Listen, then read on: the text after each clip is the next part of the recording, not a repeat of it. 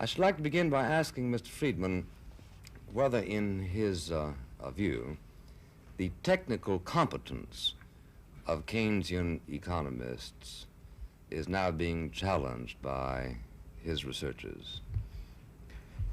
I'm not sure how to answer that question. The problem is that the distinction needs to be drawn between the competence of the economists and the correctness of their analysis.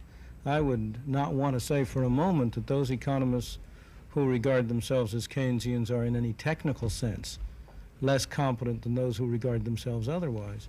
On the other hand, there's no doubt whatsoever that what now would be held and believed by people who call themselves Keynesian economists is very different from what these same people would have believed 10 or 15 years ago.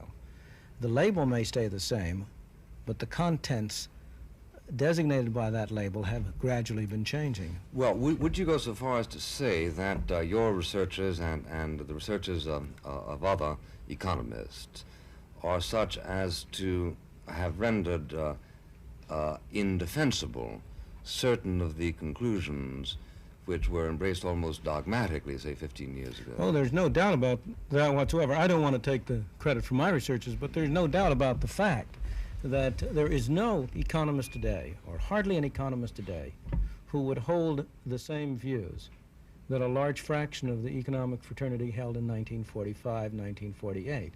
For example, to take a particular case where the revolution has been most extreme, as of 1945, just after World War II, the great bulk of economists would have argued that money did not matter in any important sense. And by money here, I mean the quantity of money, not income, but the quantity of money. There's hardly an economist today who would argue that way. If you want to see how radical the change has been, you can do so most easily by comparing principles textbooks that were issued just after World War II and those that are coming out now, even, I may say, when they are different editions of a work. Samuelson, for instance. Yeah. You compare the first edition of Paul Samuelson's Principles with the seventh, which is just out. You will find that in the first edition there's a very small section on money, and he has nothing but negative comments to make about the quantity theory of money, about monetary control. He says it's of no importance. You look at his seventh edition, there's a very large and extensive section on the role of money.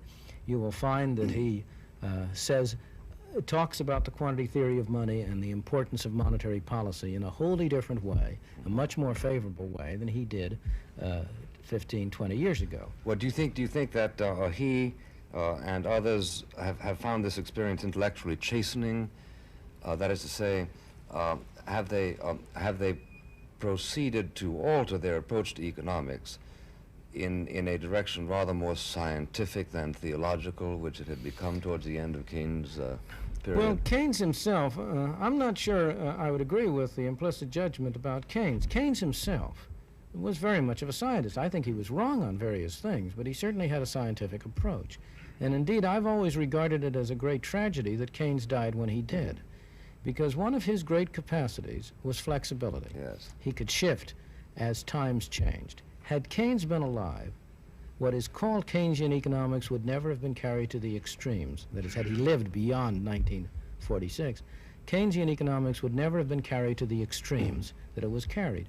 In the last article of his he ever wrote, which was published posthumously, he warned the economics profession at large that there was much virtue in old truths and that they should not be carried away by the new things. And there's no doubt that he wasn't at that point a Keynesian in the sense in which it was then interpreted. Yeah, in fact, he went so far as to make complimentary observations about Mr. Hayek's book, didn't he? Oh, yes, indeed. Yeah.